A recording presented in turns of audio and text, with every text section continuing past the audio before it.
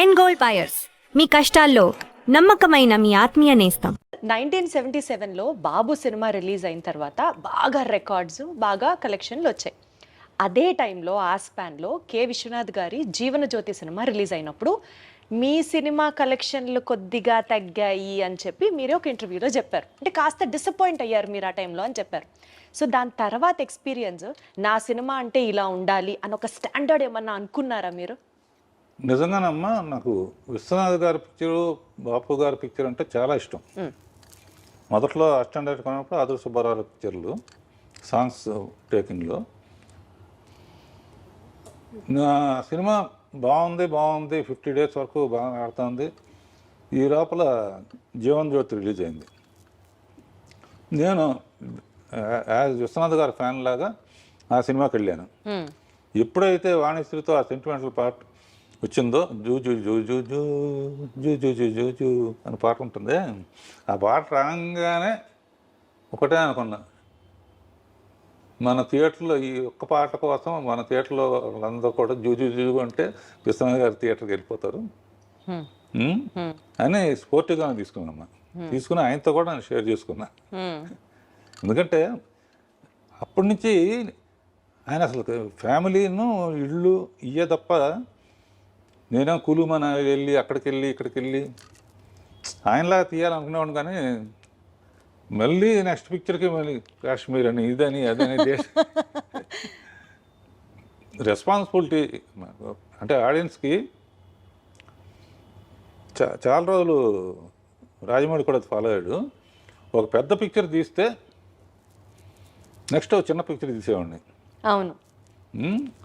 బాబు తర్వాత జ్యోతి తీశాను, అడవిరాముడి తర్వాత కల్పన తీశాను. అచ్చా, అట్లా పెద్ద సినిమాలని చిన్న సినిమాలని రెండు బ్యాలెన్స్ చేయడం మీ స్కిల్.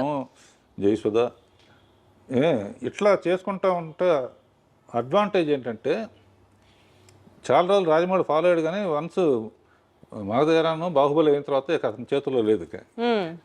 తెచ్చినట్టు ఇంకా పెద్ద సినిమా తీయాల్సింది. అంటే ప్రత్యేకంగా దాని వెనకాల రీజన్ ఏంటి? ఒక పెద్ద సినిమా, ఒక చిన్న సినిమా. అంటే చిన్న సినిమా అప్పుడు రాఘవేంద్రరావు సినిమా అంటారు, పెద్ద సినిమా అన్నప్పుడు ఆ పేరు ఉంటుంది. అంటే హీరో పేరు ఉంటుంది తప్పని కదా నేను చెప్పేది.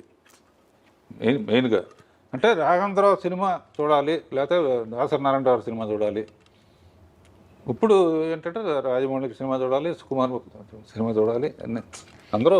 మీ స్టైల్ ఆఫ్ ఫిల్మ్ మేకింగ్లో రాఘవేంద్రరావు గారు ఒక గ్రాండియర్ ఉంటుంది. ఒక విజువల్ స్టోరీ టెల్లింగ్ని మీరు అద్భుతంగా విజువల్స్ రూపంలో కానీ, ఫ్రేమ్ సెట్ చేయడంలో కానీ మీ మార్క్ మీదే. అదే ఇందాక మీరు అన్నట్లు పెద్ద సినిమా అయినా అద్భుతంగా ఉంటుంది, చిన్న సినిమా అయినా బీభత్సంగా ఉంటుంది. ఆ ఎక్స్పర్టైజ్ మీకు సాధ్యం అంతే. నేను నిన్న క్వశ్చన్ అడుగుతాను. జ్యోతి తీశాను, దేవత తీశాను, బొబ్బులి బ్రహ్మను తీశాను, అన్నమయ్య తీశాను, తర్వాత ఇక ఫ్యామిలీ డ్రామాలు చాలా తీశాను. చాలా ఎమోషనల్ సబ్జెక్టులు అన్నీ. ఇన్ని సినిమాలు తీసి దాని గురించి మాట్లాడితే రాఘవేంద్రరావు పాటలు బాగా తీస్తారంటారు. కారణం ఏంటి? నువ్వు చెప్పాలి. అడు చూపిస్తావా? అలా అని కాదు, బట్ అంటే అదే నేను చెప్తున్నాను కదా, ఏ ఫ్రేమ్కి ఆ ఫ్రేమ్ స్పెసిఫిసిటీ ఉన్నా light travels faster than sound అంటారు కదా. సో కొన్ని సీన్స్, కొన్ని సాంగ్స్, ఎస్పెషల్లీ మీరు సాంగ్స్లో యూజ్ చేసే కొన్ని ప్రాపర్టీస్ అట్లా నిలబడిపోతాయి అంతే. అది వేరే లెవెల్ అంతే. అంటే అది మెయిన్ తెలివితేటలను డామినేట్ చేసి, అంటే ఇంకా మా మైండ్ని డైవర్ట్ చేసేసి మీరు చూపించే ఆబ్జెక్ట్స్, ఎస్పెషల్లీ ఫ్రూట్స్ యూసేజ్ కానీ, ఎస్పెషల్లీ ఫ్లవర్స్ యూసేజ్ కానీ మీ తర్వాతే అంతే. ఇంకా అందులో తిరుగులేదు. పూజ్యులు వెంకయ్యనాయుడు గారు కూడా ఎప్పుడైనా స్టేజ్ మీద స్వర్ణ భారత్ అనే అవును ఒక ట్రస్ట్ నడుపుతున్నారు. బాగా చాలాసార్లు వెళ్ళాను. బాగా నడుపుతున్నారు, బ్రహ్మానందం ఉంటుందని. ఆయన ఏ స్టేజ్ మీద చెప్పినా కూడా రాఘవేంద్రరావు సినిమా అంటే స్వర్గాన్ని నేలమీద దింపినట్టే అండి. అసలు ఒక హీరోయిన్ని ఇంత అందంగా మరి ఏ దర్శకుడు చూపించలేనంత విధంగా ఆవిడ ఎంట్రీ కానీ, మీరిచ్చే ఆ షార్ట్స్, ఆ పూలు మధ్యలో అసలు వేరే లెవెల్. రాఘవేంద్రరావు గారు అదృష్టం చేసుకొని ఉండాలంతే ఆ సినిమాలో. మీ సినిమాలో నటించాలన్నా, ఒక చిన్న భాగం అవ్వాలన్నా. నువ్వు కూడా చేద్దు కానీ ఎప్పుడైనా ఆహా తదాస్తు. ఇది ఎప్పుడో అవుతుంది, నెరవేరాలని కోరుకుంటున్నాను నేను కూడా. అంటే ఇందాక మీరు చెప్పినట్లు ఆ జీవన్ జ్యోతి సినిమా హాల్లోంచి చూసి మీరు బయటకు వస్తూ ఉన్న తర్వాత మేబీ అదే మీ స్ఫూర్తేమో. లేడీ ఓరియంటెడ్ సినిమాలు జ్యోతి, ఆమె కథ, అమరదీపం ఇట్లాంటివి మీరు చేసినప్పుడు అప్పట్లోనే లేడీ ఆడియన్స్ని, ఫ్యామిలీ ఆడియన్స్ని కూడా టార్గెట్ చేయాలి అని అనిపించిందా మీకు? ఒక స్ట్రెచ్లో ఆ సినిమాలు తీసుకుంటూ వచ్చారు. అట్లా అనిపించే ప్లాన్ చేశానమ్మా. ఎందుకంటే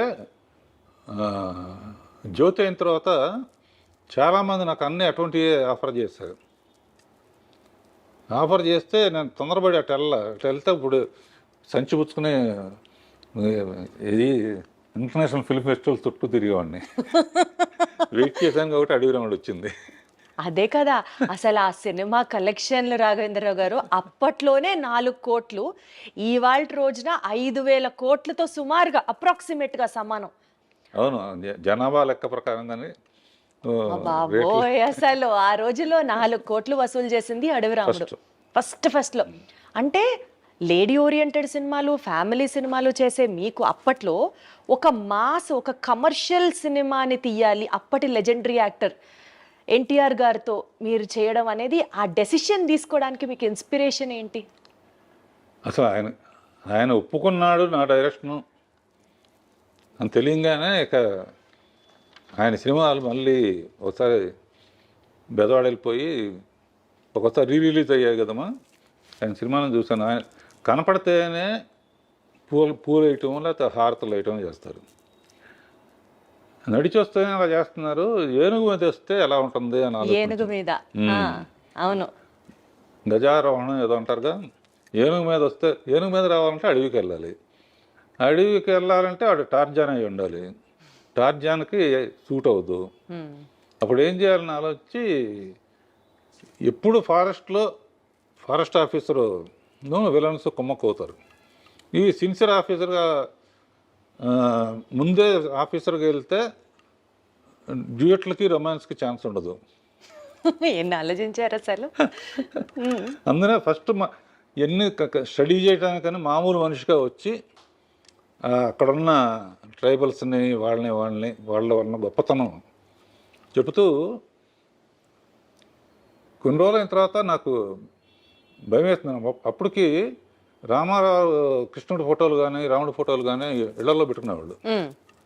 ఈ పిక్చర్ మనకు ఆడకపోతే ఇక మన కెరీర్ ఏమైపోతుందన్న టెన్షన్తో కృషి ఉంటే మనుషులు దృష్టిలో అవుతారనే పాట క్రియేట్ చేసి మీరేం తక్కువ వాళ్ళు కాదు అని చెప్పి, గొప్ప అని చెప్పి ఏకలవ్యుడు, వాల్మీకి, రాముడిది నా కోరిక ఏంటంటే ఈ సినిమా ఆడితే సంతోషం, ఆడకపోతే మళ్ళీ ఆయన్ని చూసేది కాదు.